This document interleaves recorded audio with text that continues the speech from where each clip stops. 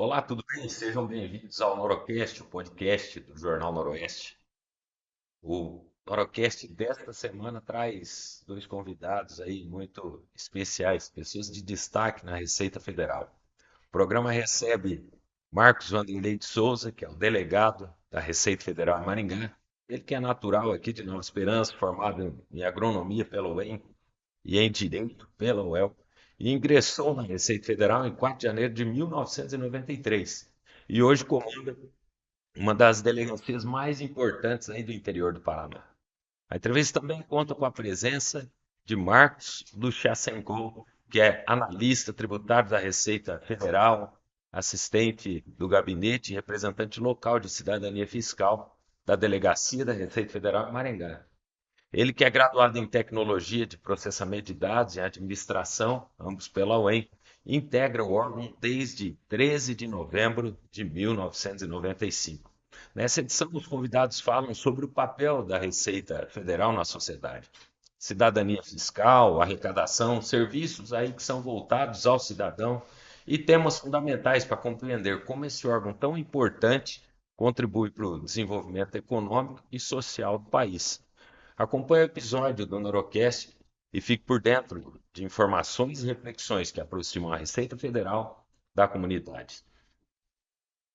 O Norocast tem um oferecimento de Recanto Pet, onde você encontra o melhor para o seu fiel companheiro: medicamentos, brinquedo, banho e tosa, busca e entrega seu animal, clínica veterinária com plantão e consultas a domicílio, rações e petisco, produtos com diversos descontos e entrega aí para outras cidades da região mediante agendamento. Leve o seu animalzinho para conhecer Recanto Pet, que fica aqui em Nova Esperança, na Avenida Rocha Pombo, 1266, no centro da cidade. Mas você também encontra a Recanto Pet no Instagram, no @loja Recanto Pet NE. E se você quiser entrar em contato ali por telefone, WhatsApp, é o 44 99763 5489.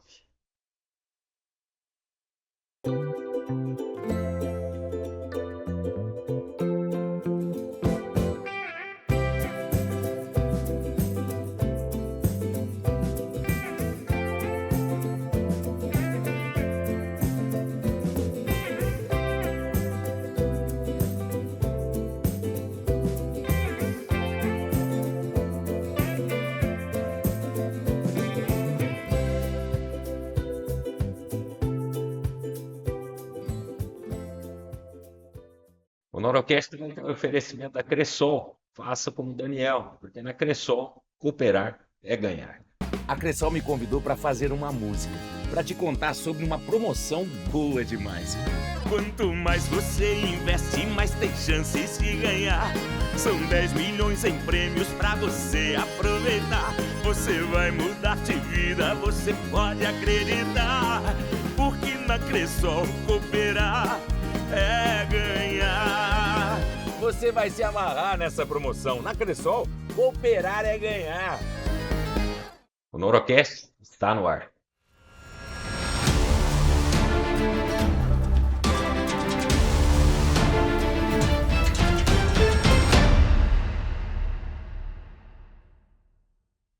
Sejam bem-vindos, Marcos e Marcos, aqui ao Norocast, um podcast do Jornal Noroeste, para a gente bater um papo, né? Até mesmo para desmistificar algumas questões relacionadas à Receita Federal, que talvez por desconhecimento da população elas possam até pairar no ar. E para a gente começar esse bate-papo, eu gostaria que vocês falassem um pouquinho como que está estruturada a Receita Federal no Brasil. Bom dia, Alex. Bom dia, José. Bom dia aos ouvintes, né, os Os espectadores, espectadores né, aqui do do Norocast. Norocast. Em geral, cidadão nova esperancense, mas a gente sabe que já o Norocast já está os Além espectadores fronteiras. estão bem além de fronteiras. Eu garanto você que do Mato Grosso muitas pessoas assistem o Norocast. Minha família toda. Isso é bom. Então, a Receita Federal hoje ela está estruturada em equipes, né? Então, a Receita ela tem 10 regiões fiscais, né? A primeira é Mato Grosso, Brasília, Goiás, Tocantins. a segunda região norte, a terceira, a quarta e a quinta região nordeste, a sexta Minas Gerais, sétima Rio de Janeiro e Espírito Santo, oitava São Paulo, a nona região que é Paraná e Santa Catarina e a décima Rio Grande do Sul. Então, essas equipes elas são regionalizadas. Tem algumas nacionais, mas são equipes regionalizadas. E quando a gente fala em região, na nossa região é Paraná e Santa Catarina, né? São equipes especializadas, né, em arrecadação, em fiscalização, em combate às fraudes, em cadastro, em restituição, ressarcimento e compensação, em análise de pedidos de ressarcimento e compensação. Então, houve essa necessidade de você reestruturar ou estruturar a receita de uma forma regional para que a gente aumente, então, a eficiência e a eficácia do órgão. Certo. E quando o senhor falou aí dessa estruturação, de que forma que são detectadas fraudes ali em declarações? Porque essa é uma dúvida que as pessoas têm, né? Em declarações e cruzamento de informações, né? A Receita Federal ela tem informações que vêm de vários lugares, do sistema financeiro, do tomador de serviço, do prestador de serviço, do pagador, né? Da fonte pagadora, né? E assim, essas informações elas são cruzadas, né? E aí, havendo algum indício de fraude, essa fiscalização então ela é aprofundada. A gente estava comentando agora há pouco, né? Não adianta você enxugar o gelo, né, em cima do iceberg, né? Você tem que mergulhar até a base do iceberg para buscar o real detentor desse dinheiro, o real detentor dessa fraude.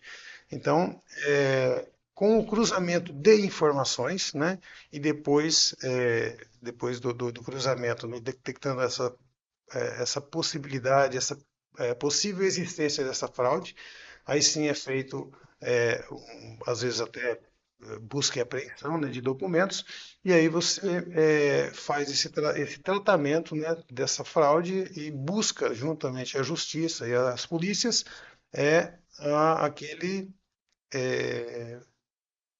ao fraudador, né, ao criminoso. E assim, as pessoas às vezes não entendem a diferença entre contrabando e descaminho.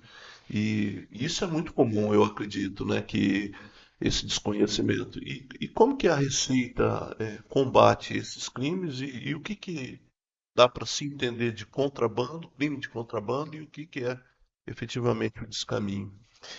Bom dia a todos. Aqui na nossa região, que é caminho de quem vem na região ali de Foz do Iguaçu, com destino ao próprio Paraná, também a região sudeste. Então, nós temos aqui um trabalho intenso de repressão aos crimes de contrabando e descaminho.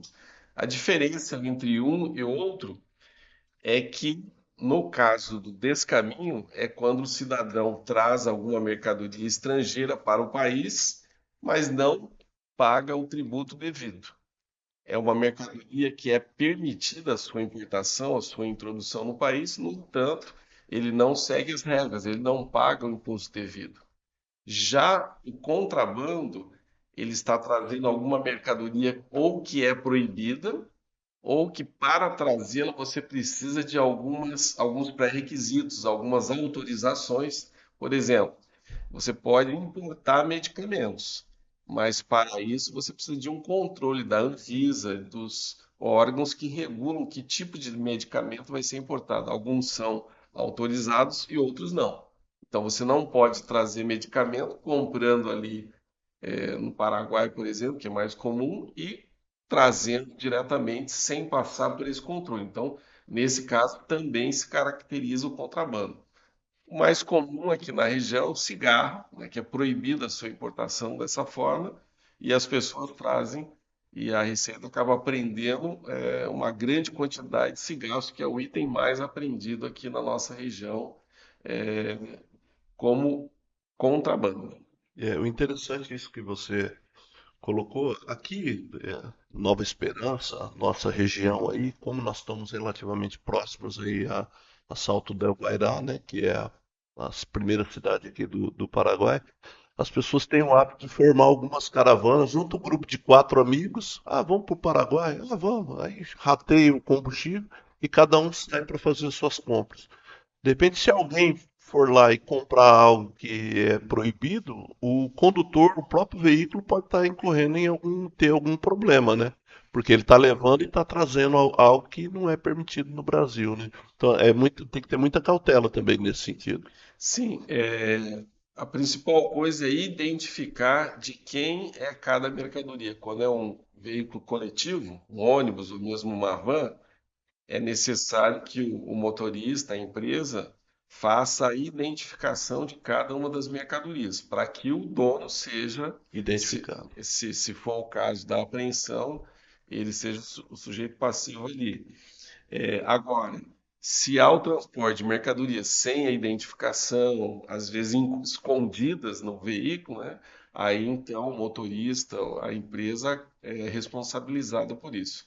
Há o caso também, isso ocorre principalmente em ônibus, quando, apesar de identificadas, as quantidades visualmente é, é, é, é, dá para se desconfiar que possa haver um exagero na quantidade de mercadorias, ou seja, acima do permitido, da quantidade permitida. Então, nesses casos, a empresa, o ônibus é retido, né, e é aplicada uma multa. Mas nesse caso, após o pagamento da multa, o veículo é devolvido. Eu até tive lá com vocês no depósito da Receita Federal e vocês, na ocasião, me mostraram um ônibus de uma empresa, né, rodoviária aqui, que faz toda a região. Estava lá aguardando justamente esse pagamento da multa e a liberação, né? Uma vez constatada que o ônibus e a empresa não tinham nada a ver com aquele transporte, né? Que era de responsabilidade ali do usuário da linha, né? Exatamente, nós temos os dois casos. Temos ônibus que foram retidos para a aplicação da multa e também temos casos de ônibus que aí já foram apreendidos porque estavam trazendo mercadorias sem identificação, ou escondidas, né? No passado era mais comum, hoje menos, né? De as pessoas pegarem um ônibus, arrancarem até os bancos e encherem de mercadorias, né? E aí com pouquíssimos passageiros e vinham, né? Então era bastante fácil de caracterizar, né, nesse caso, a destinação comercial pela quantidade, então o crime de descaminho. Então esses ônibus aí a mercadoria eram apreendidos, né? E a parceria com outros órgãos, assim, nas fiscalizações? A Receita, ela tem competência no caso de combater o contrabando e descaminho, mas também outros órgãos de segurança, né, trabalham nas estradas também, quando identificam essa situação, fazem a retenção e fazem a entrega dessas mercadorias, desses veículos, à Receita Federal, que aí então lavra o auto de apreensão das mercadorias e dos veículos, se for o caso. Você veja que aqui na nossa região, Maringá, a gente fala impropriamente jurisdição, né? Mas a circunscrição de Maringá, da Delegacia da Receita Federal de Maringá, é de 114 municípios mais Maringá. Então nós temos 115 municípios na nossa circunscrição e nós temos uma equipe de combate ao contrabando e descaminho. Aqui este ano, 60% de tudo que foi apreendido pela equipe da Receita Federal. Os outros 40% das demais forças de segurança, né? Polícia Rodoviária Federal principalmente, a Polícia Rodoviária Estadual, a Polícia Militar, a Polícia Civil e a Polícia Federal. Então, a gente tem uma equipe muito atuante que trabalha com muita inteligência, né? Porque hoje você tem que trabalhar mais com inteligência e informação do que efetivamente com o braço, né? Não adianta você montar uma campana para prender um veículo contrabando que você corre risco de não apreender nem ele nem nenhum outro. E passando um veículo com o WhatsApp, né, verificando a presença da Receita ou mesmo da polícia, aí você não aprende mais nada, porque os contrabandistas ou descaminhadores já vão parar, ou vão tirar essa mercadoria do carro, né? E aí você não aprende. Então você trabalha efetivamente com inteligência e você vai para buscar aquele veículo, aquele ônibus, né? você não tem como mais trabalhar como era antigamente. Então, e como eu disse, a Receita Federal, neste ano, 60% de tudo que foi aprendido pela nossa equipe, composta de 5 colegas. E é isso que, por vezes, as pessoas ainda não compreendem a importância da Receita Federal na arrecadação, né? A arrecadação federal. E até entrando num assunto aqui local, que é a destinação também no que se refere ao imposto de renda para as entidades assistenciais aqui do município de Nova Esperança ou nas cidades onde estão sob a jurisdição da Receita Federal de Maringá. Sim, veja bem, antes da gente de trabalhar essa questão da arrecadação, a Receita, ela não apreende mercadoria daquela contribuinte que vai no Paraguai, compra dentro da cota. Não é essa a nossa Uma finalidade. espécie de turismo, né? Isso, turismo Vai comercial, né? Que fazer um assim turismo ali, é salutar, né? algo É salutar. esporádico, e não. Isso. Até recreativo, né? Sim, não, a Receita apreende a mercadoria daquele descaminhador ou contrabandista que traz a mercadoria que vai prejudicar o comerciante local, né? A gente fala comerciante, mas o empresário local, a indústria brasileira, né?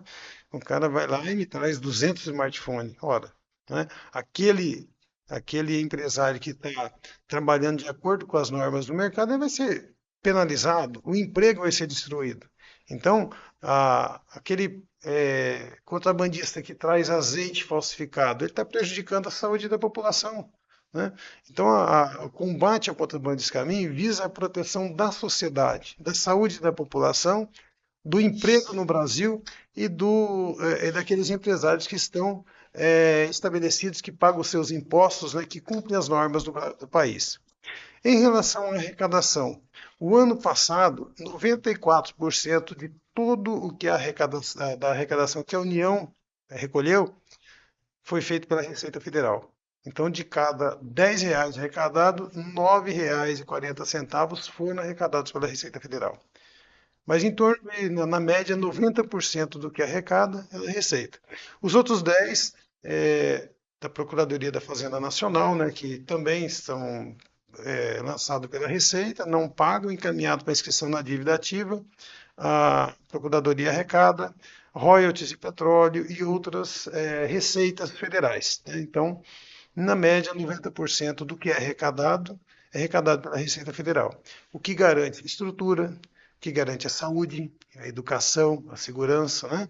A infraestrutura, não falei estrutura, mas a infraestrutura, são estradas, aeroportos, pontes, né? Tudo que a gente tem, hidrelétricas, né? Toda a garantia de fornecimento de serviços federais são garantidos pela arrecadação da Receita Federal. E a respeito da questão das renúncias fiscais, as renúncias fiscais elas prejudicam aí muito o Caixa da União? A renúncia fiscal, ela é uma política de governo, né?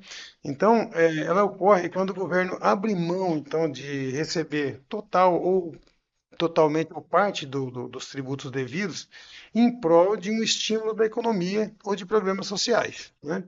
Então, o que há assim talvez um descompasso, né? Uma avaliação do governo se aquela renúncia está trazendo de volta o benefício para que ela foi concedida, né? Então, quando você fala em renúncia fiscal, olha, a exoneração da folha de pagamento. Qual que é a ideia dessa? Era manter o emprego. Sim. Então, a avaliação hoje está sendo mantido, está sendo gerado emprego, né? Se eu reonerar a folha, eu vou ter desemprego. Então, essa avaliação que deve ser feita. Agora, se você chegar à conclusão de que ela não atende, ou seja, não está mais aquela finalidade que foi instituída, não está sendo mais cumprida, aí então há realmente um impacto na arrecadação. Porque hoje mais de 500 milhões anuais elas são de renúncias fiscais, né? Então você poderia arrecadar mais 500, eu falei milhões, 500 bilhões de reais, né? Poderiam ser arrecadados a mais em função das renúncias fiscais. Mas então é uma avaliação setor a setor que o governo tem que fazer. Quando eu falo governo, é o executivo, o executivo e o legislativo, né? E a conclusão de que está sendo cumprido? Está. Não é aumento de arrecadação, né? Não vou dizer que vai aumentar a arrecadação, vai deixar de exonerar, né? ou vai arrecadar aquilo que devia ser arrecadado, que foi dado como incentivo. E quais os tributos, Marcos, que mais tem crescido em arrecadação no Brasil? Olha, o ano passado o imposto de renda, PIS e COFINS, né? E a contribuição, esses tiveram um aumento significativo. Talvez esse ano não, mas o ano que vem tem uma redução no imposto de renda em função dessa isenção que está se dando até R$ 5.000, né? Um salário de R$ 5.000. É um grande passo que foi dado, né? Porque você ganha R$ 5.000 por mês e você tem que pagar imposto, é muito, assim, muito sofrido, né? Mas se tivesse sido corrigida a tabela, né, esse valor teria sido bem maior. Acho que o Marcos tem algumas informações sobre isso. Nós vamos pesquisar sobre essa questão da correção na tabela, né? A, a Unafisco, que é um órgão sindical dos auditores da Receita Federal, faz um estudo e acompanha a defasagem da tabela do imposto de renda. Então, eles apresentam que a defasagem de correção para as faixas mais altas, desde 1996, quando houve a correção, é de 176,23%. Nas faixas mais baixas, né, em que houve algum tipo de correção, estaria em torno de 130, pouco mais de 130%. Se eu aplicasse, então, esse valor de 176% sobre a tabela, ou seja, corrigisse pela inflação desse período todo, o valor mínimo estaria em torno de 5.211,51, ou seja, um pouco mais até do que foi dado agora nessa alteração. E hoje, quem ganha acima de R$ 4.664,68 já está na faixa de 27,5. Se aplicada essa correção que deixou de ser aplicada, esse valor subiria para R$ 12.888, né? Então, nesses anos, houve, pela falta de correção da tabela, a cada ano um pequeno aumento na arrecadação de tributos que as várias administrações foram incorporando esses valores, né? Você vê que para fazer essa alteração não é fácil, porque você acaba abrindo mão de uma vez de uma parte da arrecadação e há dificuldade de se aprovar isso, porque você tem que apontar de onde você vai retirar esse valor que você deixa receber aqui. Foi o que nós vimos nesses últimos dias, né? Tramitando aí no Congresso, que acabou sendo aprovado. E até de forma unânime, né?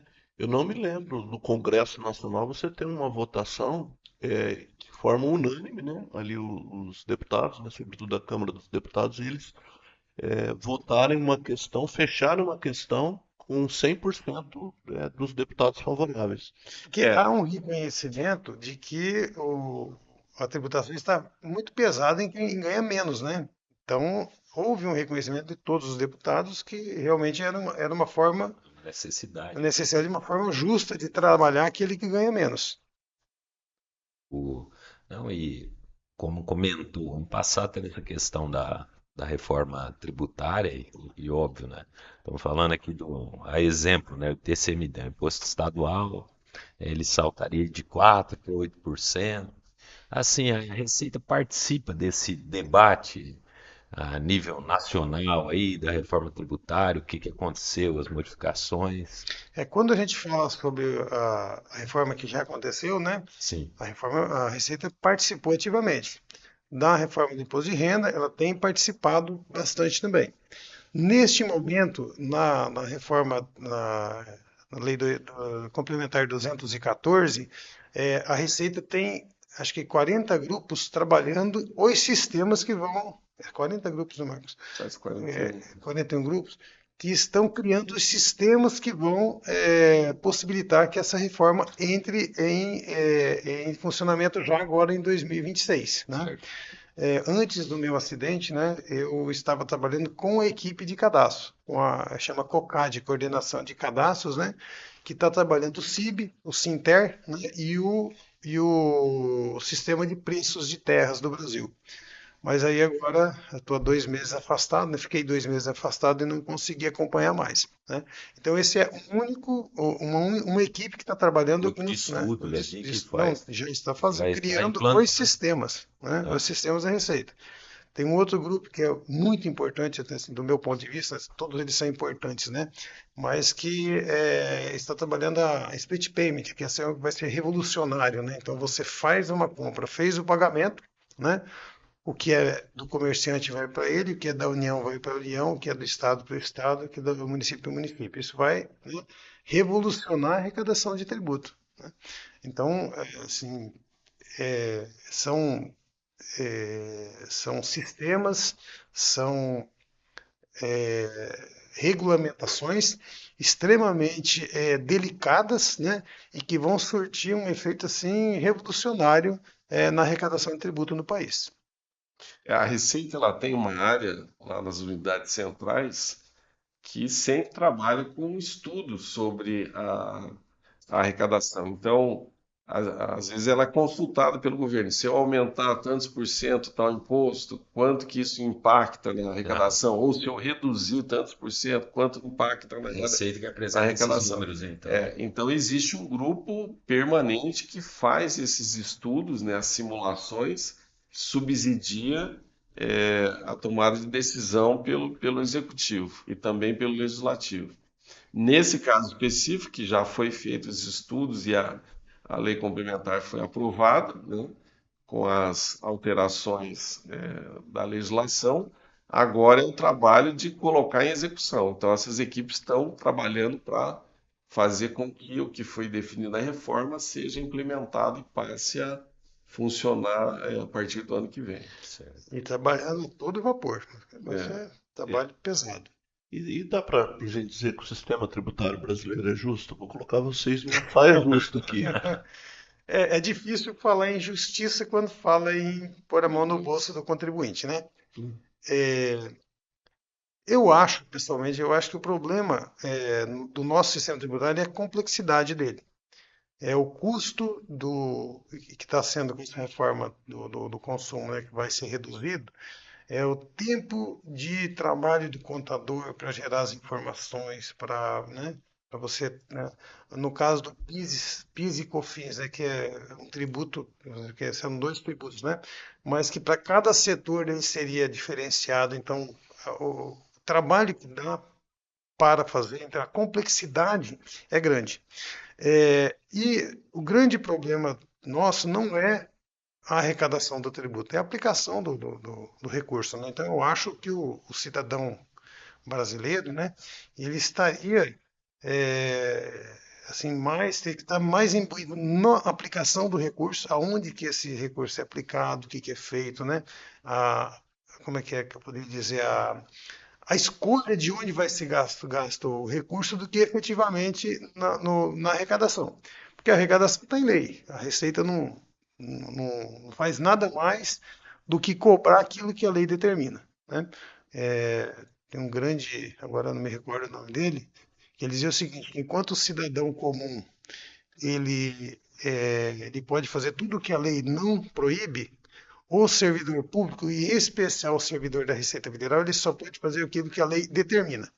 Então, se eu chegar e verificar que o cidadão está sonegando, eu não posso fechar os olhos, eu tenho que agir, né? Então, assim, eu tenho que fazer o que a lei determina, né? E se eu não fizer, estou prevaricando, né? Então, volto a dizer, o que o cidadão brasileiro teria de se preocupar mais é com a aplicação do recurso, né? E lógico, né, você também não pode descuidar, porque senão se você tem que trabalhar meio ano para pagar tributo, né, então você tem que também cuidar com aquilo que está sendo pago. Mas hoje, falando em justiça, é mais a aplicação do recurso do que efetivamente a cobrança dele.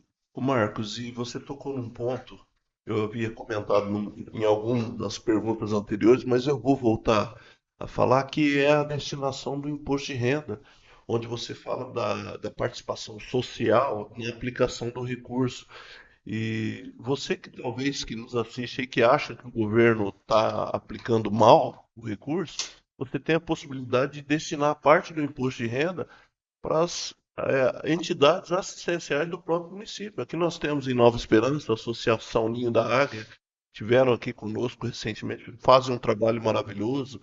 Tem o próprio Asilo, a Bom Pastor, várias entidades, né? Divina Providência. Então as pessoas têm a possibilidade de, eu quero decidir para onde que vai esse recurso, que ele fique na minha comunidade.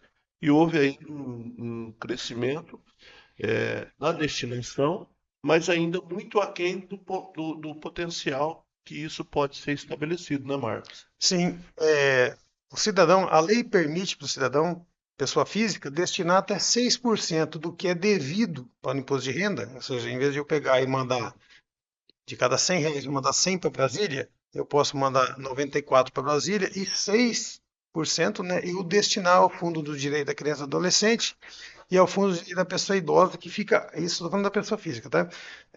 Aqui no município, né? E o que é mais legal, né, ele pode também escolher para qual entidade que aquele dinheiro vá, para qual projeto, né, vai ser aplicado, e acompanhar a execução do projeto.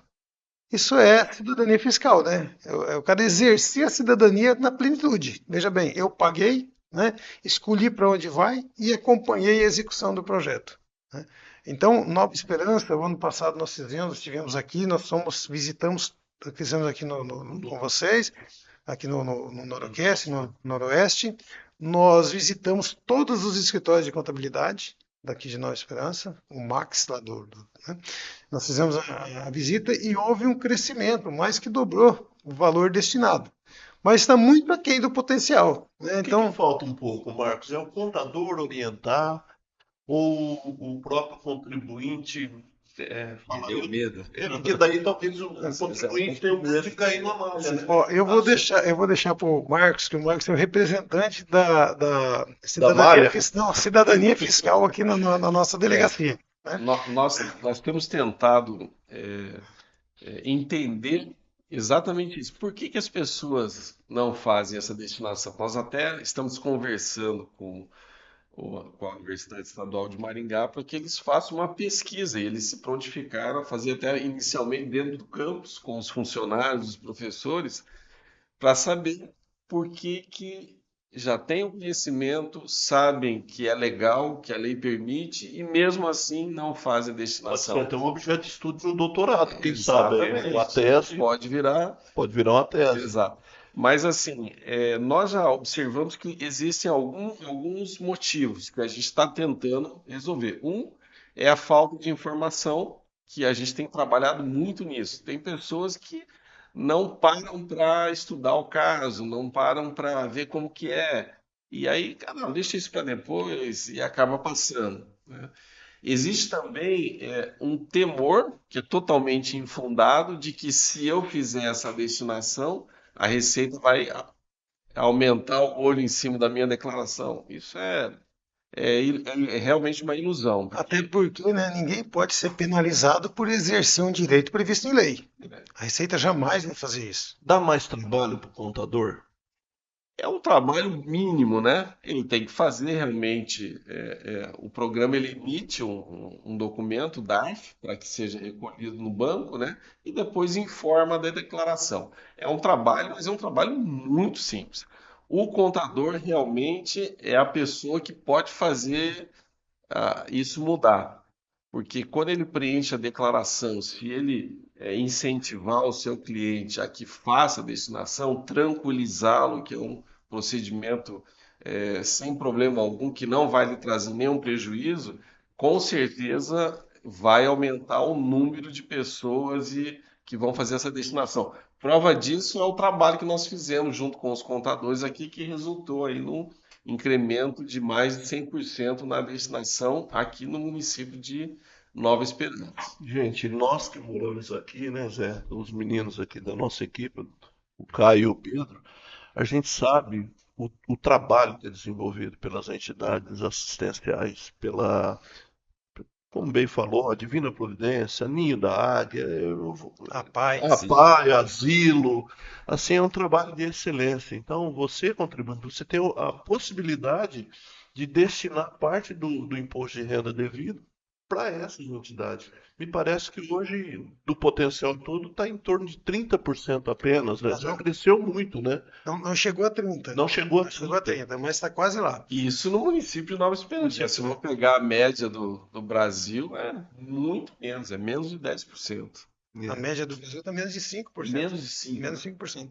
Infelizmente, né? Eu acho que muito é desconhecimento. Tem uma outra situação também que a gente até, aliás, o Conselho Federal de Contabilidade está trabalhando nisso, que é você ter que pagar o que foi destinado junto com a primeira cota, né? Talvez o cidadão não tenha dinheiro para fazer isso naquele momento, né? Pode ser também. Mas eu acho que não chega, né? Talvez quem tivesse essa dificuldade não chegaria a 30% dos 100%, né? Então você tem um percentual assim de 70 pontos ainda para crescer. crescer bastante. Isso que o Marcos está dizendo é que a sistemática para a destinação é assim.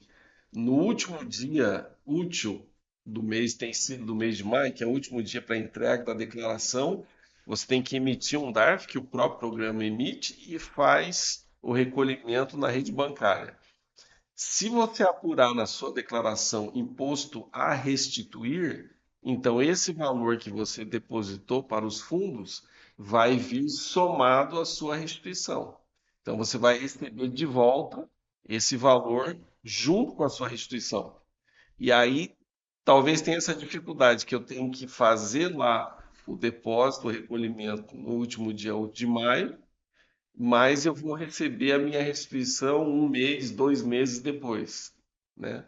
Apesar de que essa restituição vem corrigida pela Selic. Então, até financeiramente é um bom negócio, já que vem corrigido integralmente pela Selic.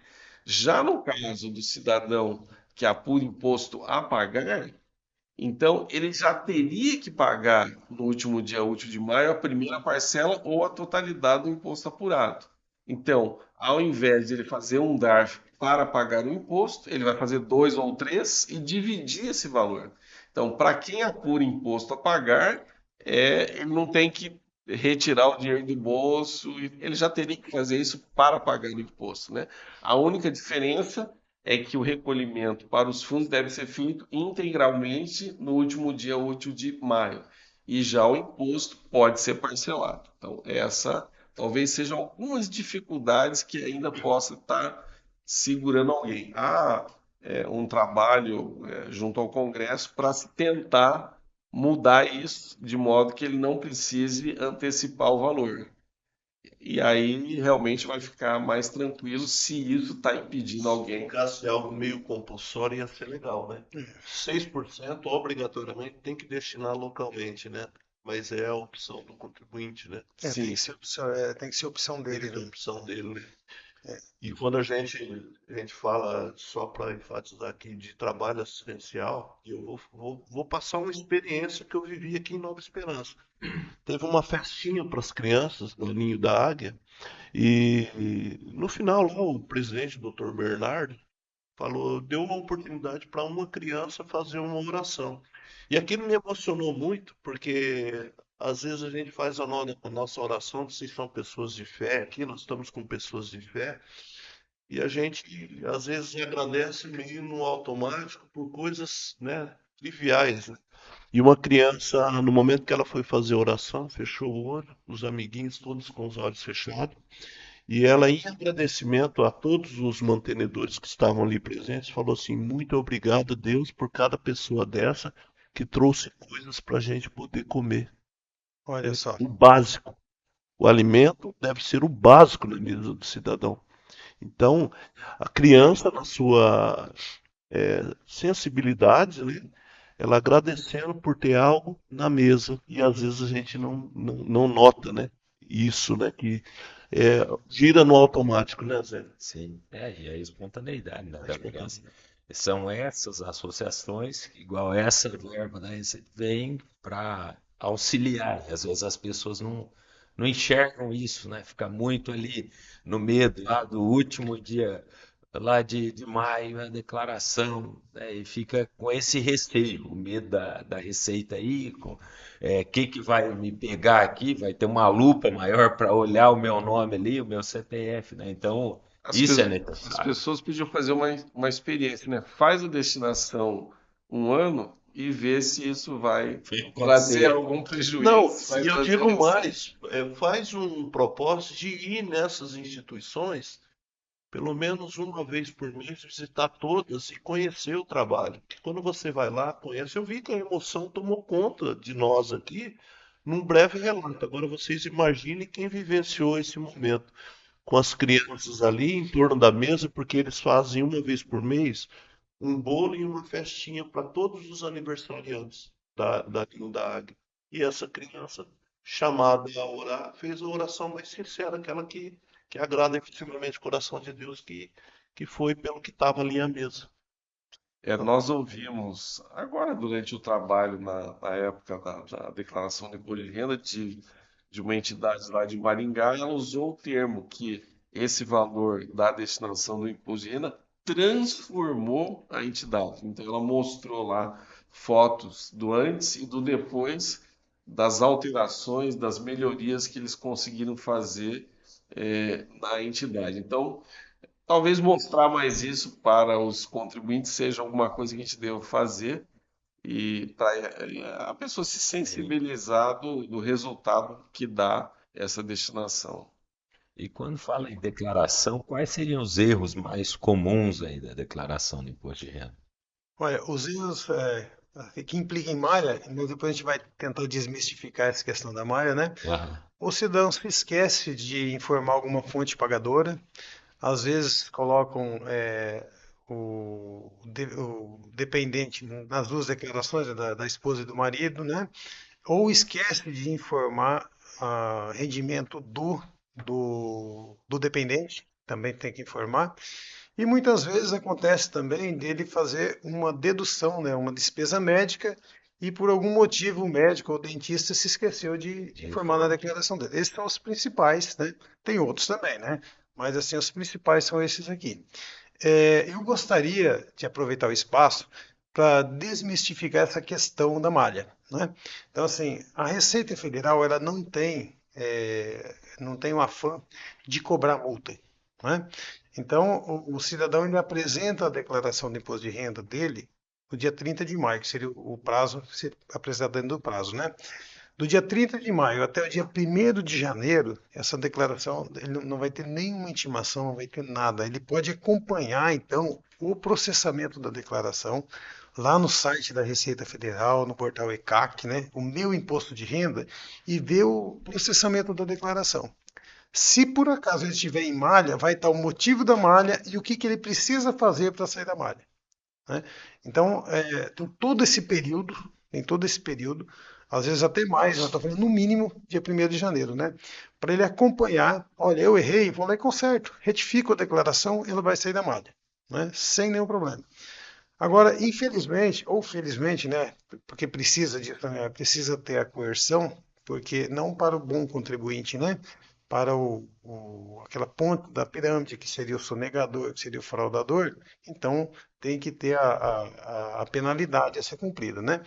Mas a nossa legislação ela prevê que uma vez verificado e intimado, o cidadão ele não está mais espontâneo, ele não pode retificar essa declaração, aí vai ter que ter a multa, o lançamento do imposto e a multa, porque a legislação prevê. Mas o contribuinte ele pode, então, durante todo esse tempo, fazer esse acompanhamento, fazer a retificação e sair da malha sem nenhum problema de pagamento de multa. E com relação ao cruzamento de dados, isso melhorou a arrecadação e essa estrutura dos cruzamentos de dados, ela tem sido cada vez mais aprimorada? Ela, ao longo dos anos, né, ela foi criando, principalmente, o que a gente chama de declarações, que devem ser entregas por diversos setores para a Receita, e a Receita vai e confronta esses dados com o que o contribuinte apresentou na sua declaração. Então, ao longo desses anos, foram aumentando essas informações de modo que a malha, que nada mais é do que um programa de computador que vai comparar o que o contribuinte digitou ali na sua declaração com a informação vinda de uma outra fonte. Por exemplo, eu trabalho em um determinado emprego e recebo ali o meu salário. Essa fonte pagadora, o seu empregador, ele entrega para a Receita uma declaração que até recentemente era a DIRF, né? E agora está sendo substituída Enfim. pelo sistema de SPED, né? Informa, a fonte pagadora informa quanto pagou para esse contribuinte. Então a Receita vai confrontar essas duas informações, se estiverem corretas, está liberado.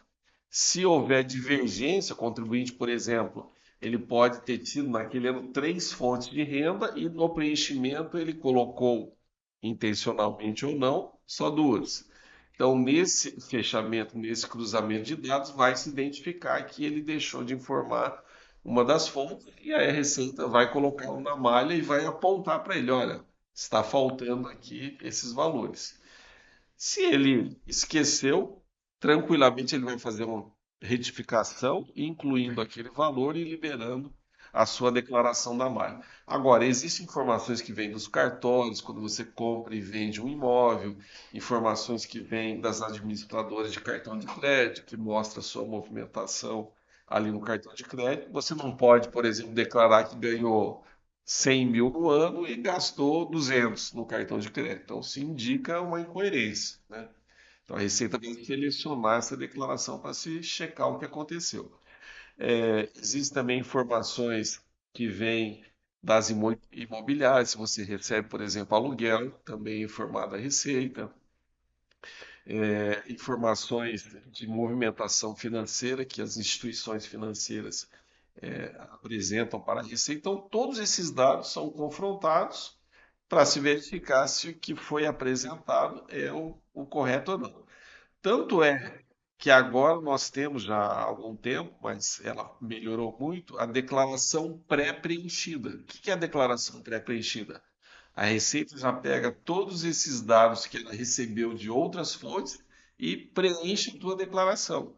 Aí cabe ao contribuinte conferir se é realmente aquilo e, se for, ele entrega a sua declaração já facilmente lá, já preenchida, né?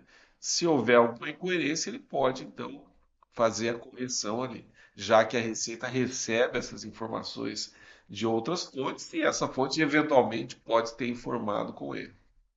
Então, para quem está nos acompanhando, já que está desmistificando muitas coisas aqui, então a Receita ela prefere antes aí ela informar ali o contribuinte, orientar antes de multar, porque as pessoas têm na Receita a figura da multa, né? Então a Receita faz esse trabalho aí de apontar também, né? De orientar, seria isso. Exatamente. A Receita, digamos assim, ela inverteu a coisa. Até há alguns anos, não existia essa informação para o contribuinte do que aconteceu, né? Então, a Receita intimava o Sim. contribuinte quando identificava uma situação. Hoje, a visão é totalmente outra, é de conformidade. Então, a Receita quer que você cumpra bem a sua obrigação dentro do prazo. Ela não está interessada na multa, mas sim que você cumpra dentro da lei a sua obrigação. Certo. E assim, por vários anos, décadas, né, estava entranhado na cultura do brasileiro a lei de Gerson, né? Lembra da lei de Gerson? Leva vantagem, né? Só para quem nos assiste, que não é dessa geração, havia uma propaganda de uma marca famosa de cigarro, em que o jogador tricampeão da Copa de 70, Gerson, fazia a publicidade e ele falava a marca do cigarro e falava assim, com a marca tal você leva vantagem em tudo, né? Então ficou essa lei de Gerson do brasileiro querer levar vantagem em tudo. E de que forma aí vocês da Receita, vocês têm investido também na educação fiscal? Queria que vocês falassem um pouquinho também. Exatamente. Nós vimos conversando sobre essa questão da educação fiscal, que a Receita agora está chamando de cidadania fiscal, já que é um programa de cidadania com foco na área fiscal, é que quando eu vejo alguém sonegando, né, pode ser o meu vizinho, por exemplo, né, qual seria o comportamento correto? Pô, vamos parar com isso daí, porque se você está deixando de pagar, nós estamos pagando mais para se atingir o limite que precisa ser arrecadado, né? Então, esse deveria ser o comportamento. Aquele que sonega não pode ser visto com bons olhos, né? Infelizmente, ainda uma parcela, quando vê isso, em vez de chamar a atenção, fala, me ensina a fazer Como é que também. passa? Né? Como é que você fez aí que eu quero fazer também? É algo que você acabou de falar da Leite Gerson. lei de Gerson, né? Fui longe dessa, né, Marcos? Exatamente. É legal, né, mano? Bem legal. Então, o que é o programa de cidadania fiscal? Ele é um programa amplo, né? Porque ele visa desde a levar ao conhecimento das pessoas, principalmente das crianças, como que é formado o Estado, quais são os poderes, quais são as competências de cada um, né? E principalmente como o Estado é financiado, quais as possibilidades. Que a gente vai ver que a arrecadação de tributos é a melhor forma de se financiar o Estado. E que o poder público, seja a União, o Estado ou o município, ele não pode simplesmente quero cobrar e vou cobrar. Não, tem todo um processo em que a Constituição e as leis, o Código Tributário Nacional, definem, impondo limitações para que seja cobrado algum tipo de tributo, né?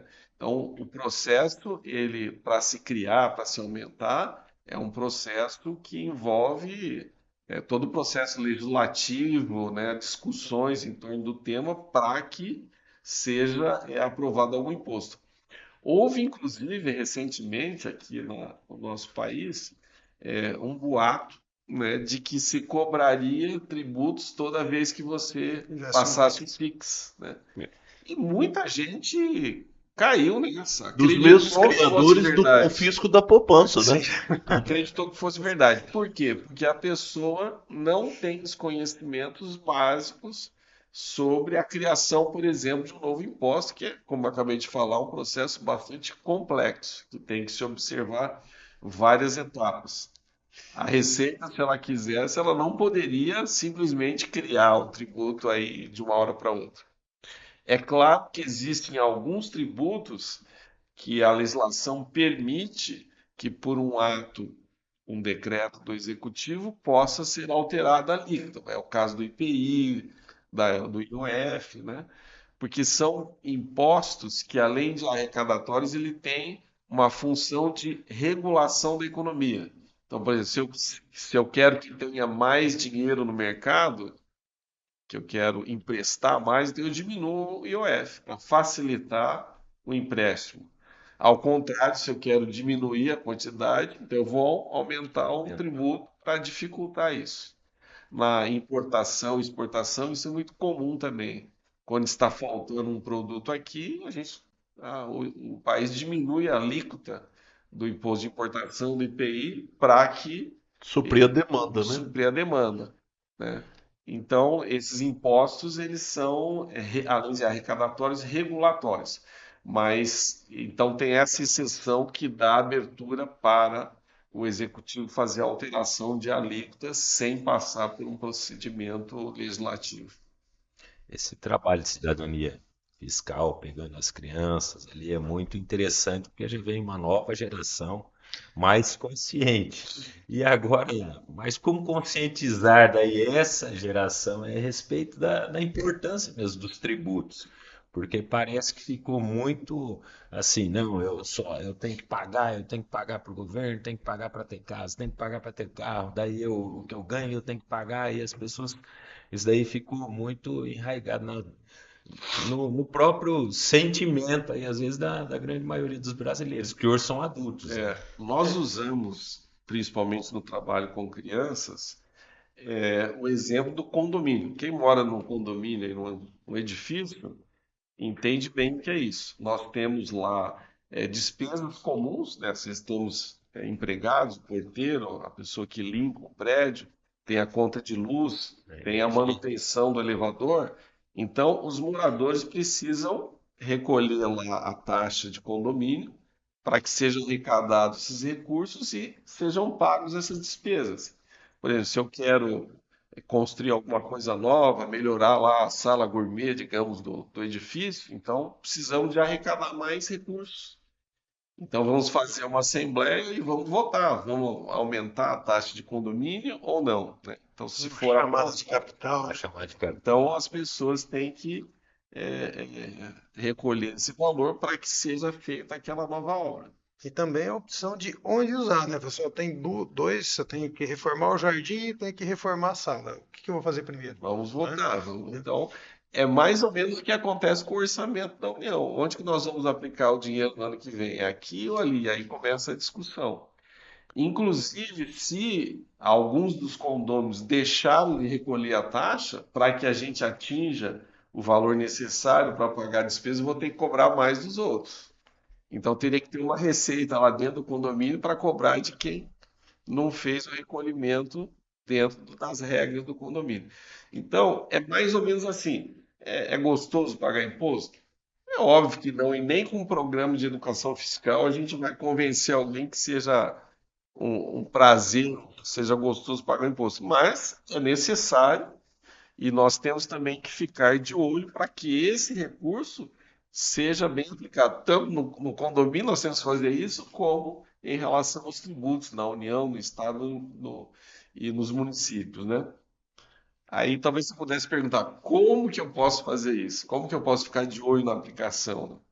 Existem várias formas. Uma das formas que até surgiu primeiro lá em Maringá e já está disseminado em várias cidades, Até no exterior, né? até no exterior, são os observatórios sociais, né? Por enquanto, eles estão numa abrangência ainda municipal, mas onde ele funciona bem, há uma cobrança, um acompanhamento de como a administração municipal está aplicando os recursos, quando há alguma coisa que parece estar errada, vamos aprofundar, principalmente na questão das licitações, onde o dinheiro sai, que pode haver algum problema, né? É aquele preço, é o preço de mercado que foi colocado lá no edital. Então, as pessoas podem acompanhar para que o dinheiro que é da população, dos tributos, seja bem aplicado. Outra forma, é, quem já foi na Câmara Municipal, quando se apresenta o orçamento, quando se apresenta o relatório, né? A prestação de contas, ou quando se vai se decidir alguma coisa, vai aplicar aqui, vai aplicar ali. Então as pessoas precisam participar mais disso. As audiências públicas. Quadrimestral ali, onde apresenta os planos. Eu lembro que no início lá do observatório a gente usava uma frase aqui: deixe de simplesmente reclamar, né, que é muito comum no brasileiro, e passe a fazer alguma coisa para que seja melhorado, né? Então, passe só da reclamação para uma ação que seja, que tenha algum resultado no controle da aplicação desses recursos, né? Se nós, cidadãos, fizermos isso, nós teremos um país diferente, com certeza muito melhor, né? Por exemplo, nós estamos vendo aí as emendas parlamentares tão faladas, né? Se nós acompanharmos esse dinheiro que chega, quanto saiu de lá, quanto chegou aqui, aonde foi aplicado, a coisa seria diferente.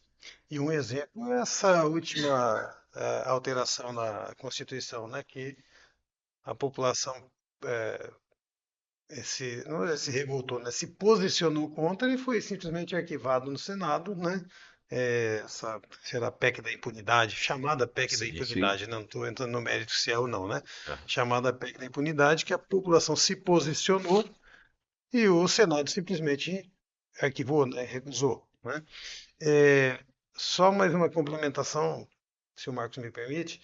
O ideal seria que a cidadania e a educação fiscal ela tivesse nos currículos desde da pré-escola, né?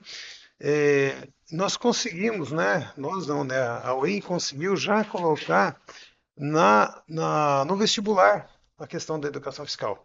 Nós tivemos o ano passado o tema de declaração Da redação. redação, né? Falei declaração, perdão. Da redação falar sobre educação fiscal. Tem questões no vestibular tratando a educação fiscal. Então, se todas as universidades fizessem isso, o que aconteceria? O segundo grau, né? Agora não é ensino Ensino médio, né? médio, Desculpa, é é. ensino médio. Segundo grau da mesma época da lei de Gerson. É verdade. Na nossa época. Da nossa época. Nossa, não, sua, fala pra mim, né? Eu era criança. Não. Estaria, então, nos cursinhos, tratando esse tema de cidadania fiscal, e aí o estudante, ele, obviamente, ele entraria na universidade, ele estaria na vida adulta trabalhando essa questão. Na UEM, o Marcos também tem uma parte que nós temos os NAFs, né, os Núcleos de Apoio Fiscal, Contábil Fiscal, no curso de contábeis, que trabalha muito esse tema, né? Até na UEM, né, tem um curso que chama assim, eu me formei agora, Ah, quer tá. dizer, que até a gente levou a ideia, a professora já estava com ela pronta, né? É. Existem diversas formas de se trabalhar, usar a criatividade para se trabalhar a cidadania fiscal, mas a Receita ela tem alguns programas que ela usa para trabalhar a cidadania fiscal. Um deles é o NAF, são acordos de cooperação com instituições de ensino superior que têm curso de contabilidade. Então lá os alunos eles estudam mais aprofundadamente, fazem visitas, vão lá na Receita, vão conhecer, e também eles atendem pessoas que não têm condições de pagar o contador, ajudam a preencher a declaração, orientam Os MEI, os MEIs, né? Alguma questão com o CPF, né? Com o ITR. Então, esses NAFs, né? Fazem que os alunos estudem o assunto e atendam essas pessoas. Então, esses alunos já saem com uma formação bastante além, né? À frente de quem não participa do NAF, né? O que o Marco comentou agora é que no NAF, lá na UEM de Maringá, foi criado um programa, né, para ser ministrado para os alunos de último ano de qualquer curso, né? Me formei daí, porque e aí, como que eu vou? Geralmente, cidadão, quem pagava o tributo eram os pais, né? E aí, como é que eu vou pagar? Eu pago na pessoa física, eu tenho que abrir empresa, quais são as opções, né? Então, esse curso, ele dá boas noções para aquela pessoa que está se formando, como ela tem que se eh, comportar em relação ao pagamento de tributos, já que ele vai começar a trabalhar, entrar no mercado de trabalho ali, né? Então, é bastante interessante essa palestra, né, que é dada para os alunos, né? Agora, a gente tem outros programas dentro da Receita. Um deles, nós já comentamos, que a gente chama de Eu Sou Cidadão Solidário, que é justamente incentivar essa destinação aos fundos da infância e da adolescência, e a outros também. Lembra que na pessoa jurídica, a empresa que apura o imposto com base no lucro real, somando todos os programas, ela pode destinar até 11% do valor do imposto para os programas. Assim como a da criança, da adolescência e do idoso, tem da cultura, que é a Lei Rouanet, né? Temos também para os esportes, programas com pessoas com câncer. Então, diversos programas em que você pode destinar parte do seu imposto de renda. O da infância e adolescência e dos idosos, ele tem uma facilidade, você já faz diretamente na declaração. Esses outros você tem que fazer num formato diferente, mas também é legal e é possível de se fazer. Outro programa que a Receita tem, que ela chama de Receita Cidadã, isso é uma coisa interessante, porque a Receita apreende as mercadorias e muitas delas, por diversos motivos, precisam ser destruídas, ou que são proibidas, porque fazem mal, que são imitações de marcas famosas, registradas, né?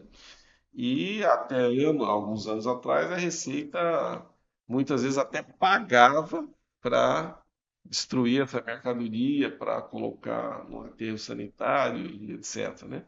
Mas a Receita mudou essa visão, né? E chamou esse programa de Receita Cidadã. Então, como eu posso aproveitar essas mercadorias que seriam destruídas, que precisam ser destruídas, e ser útil para a sociedade, né? Então tem vários programas. Por exemplo, lá em Maringá, nós aprendemos muito azeite vindo aqui da Argentina, que estão proibidos a sua comercialização e seu consumo, porque são falsificados, tem uma acidez altíssima, né? Faz mal ao ser humano.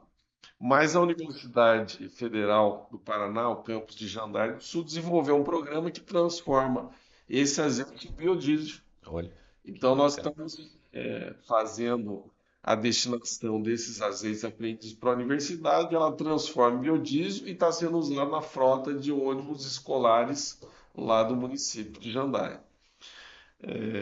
Mas, assim como esse, existem vários programas. O cigarro a gente leva para Foz do Iguaçu. Lá ele é separado o fumo do papel e o filtro. O papel ele é prensado e destinado à reciclagem. O fumo, aquilo que vai fazer compostagem e adubo, ele é usado da forma em pó mesmo, ou ele é peletizado e usado como biomassa. E o filtro, ele é convertido em uma espécie de plástico, né, Eles Marcos? estão ainda num processo de transformar ele num produto que a ideia é fazer pallets com aquele que seja mais resistente à chuva. Hoje nós usamos pallets de madeira, né? Às vezes fica no tempo e acaba estragando. Mas estão na prática, acho que é a lei de Lavoisier, né? Na Sim. natureza, nada se perde, tudo se transforma, né? Sim. Não, porque não basta você aprender, né? Você tem que dar uma destinação e que é socialmente e ambientalmente sustentável, né? Então, quando você aprende uma mercadoria que você vai fazer mal para a população, você tem que converter ela em alguma coisa que seja útil Seja para a benéfico, sociedade né? e para o meio ambiente. Citando alguns, nós temos a destinação de bebidas alcoólicas, né? Que são transformadas ou em álcool gel. Na época da pandemia, a gente usou bastante, ou em álcool combustível, e também, mais recentemente, estão utilizando vinhos para se produzir comestíveis, geleias, né? E também produtos cosméticos, Aromatizante, né? aromatizante, cheirosa, creme, etc., à base de vinho, né? Que a Receita fazia leilões, mas devido a alguns problemas de bebidas falsificadas, que até tivemos uma mais grave agora, a bebida só vai a leilão se for possível fazer um laudo, né? E como a característica da receita não é de aprender um lote grande da mesma bebida, aquele lote que aí você tiraria uma amostra e faria, na verdade, só pega uma caixa dessa, então inviabiliza você fazer o laudo, né? Então por isso elas estão sendo destinadas dessa forma, né? Nós também tem algumas universidades trabalhando com esse cigarro eletrônico, o VoIP, né, que aliás é um problemão para a saúde de quem está usando aquilo, né? É proibido no Brasil, é um caso de contrabando, né, o cigarro eletrônico. E ali tem bateria, tem várias coisas que podem ser utilizadas, né? Há também aqueles aparelhos que roubam sinais de satélite, né? Que popularmente chamam de Sky Gato, né? Mas ele é um computador. Então, algumas universidades estão transformando ele num microcomputador. Coloca-se ali um teclado e um monitor, o aluno tem um computador. Ou seja, praticamente nada se perde ali. Exato. Tem a Então, descaracterização de produtos contrafeitos, né? isso é falsificados, né? fantástico esse, Marco. Esse aconteceu mais no estado de São Paulo, em Minas, que eu sei. Aqui no Paraná ainda não vi um caso desse, mas é muito interessante que foram apreendidas lá grande quantidade de roupas, tênis, imitações de marcas famosas. Então, como a anuência das marcas, foi criado um programa em que presas, né, do sistema prisional lá, orientados por alunos do curso de moda de universidade, fizeram a descaracterização da marca, né? De modo que essas roupas, esses calçados, são depois destinados às pessoas carentes, né? E aí você tem a vantagem da presa que trabalha e reduz a pena, do pessoal, dos alunos do curso de moda que estão ali praticando, né? Encontrando soluções da pessoa que precisa receber Então, esse que era uma coisa que seria destruída e jogada fora, né? Então, até o olhar da sociedade perante a receita muda também, né? Porque muitas vezes eu mesmo já cheguei a me indignar em vendo algumas coisas sendo incineradas, falava, por que que não doou para tal pessoa, por que que não deu essa destinação? A gente como leigo, né? Sim. Então, assim, o olhar da sociedade, tanto no azeite lá, transformando em biodiesel, imagino que a cidade fica com cheiro de pizza, né? É verdade. Quanto também essa vestimenta aí, o trabalho que é feito com as presas, também está na remissão da pena, né? Então, assim, Remissão da pena e aprendizado, né? Porque ela aprende um ofício, né? Você, quando está fazendo a descaracterização, você está aprendendo um ofício. Então, ela só ainda ali, se ela não tiver uma profissão, ela também está aprendendo e a fazer uma incorporando também a cultura do trabalho, né? Sim. Que é Sim. fundamental, né? Temos também dentro da cidadania fiscal um programa chamado de Mulher Cidadã, né, que é justamente pegar essas mulheres que às vezes são responsáveis pela família, trabalham informalmente, levá-las à formalidade, auxiliá-las, né? Então tem um grupo trabalhando também com as mulheres que se encontram nessa situação. E mais recentemente, mas talvez seja a forma mais eficaz de se levar a educação fiscal às crianças, principalmente. E a Receita fez um convênio com o Ministério da Educação para esse novo programa, que é colocar já no currículo, o Marcos citou há pouco, no currículo, né, do ensino fundamental e médio, já matérias de cidadania fiscal. E também na extensão universitária, que já está ocorrendo por meio dos NAFs, né? De modo que a gente leve essas informações para que as pessoas tenham consciência, saibam opinar, saibam se posicionar, saibam se a notícia é verdadeira ou se aquilo ali pode ser uma fake news, né? De modo que as pessoas sejam mais cidadãs também nessa questão fiscal. Muito bem, desenvolver o pensamento crítico, né? Que acima de tudo é tão importante na nossa sociedade, né? Marcos e Marcos, nós agradecemos aqui a presença de vocês. Foi um bate-papo muito bacana. O assunto realmente é denso, né? Nós poderíamos ficar aqui horas e horas, né, para falar tanto da atuação da Receita Federal, quanto da questão da cidadania fiscal, né? Quanto dos meios, né, que a própria Receita possui para desmistificar uma série de questões. Então eu agradeço, né, em nome do Norocast, a presença de vocês e deixo espaço para as considerações finais. O Marcos, que é aqui de Nova Esperança, né, foi escoteiro na época do Capitão Alvacir, saudoso Capitão Alvacir. Foi escoteiro no grupo escoteiro Caio Viana Martins de Nova Esperança, né? Morei aqui, nasci, né? Fiquei em Nova Esperança até 11 anos. Daí nós mudamos para Mato Grosso, né? A geada nos expulsou daqui, mas eu nunca deixei de vir para Nova Esperança.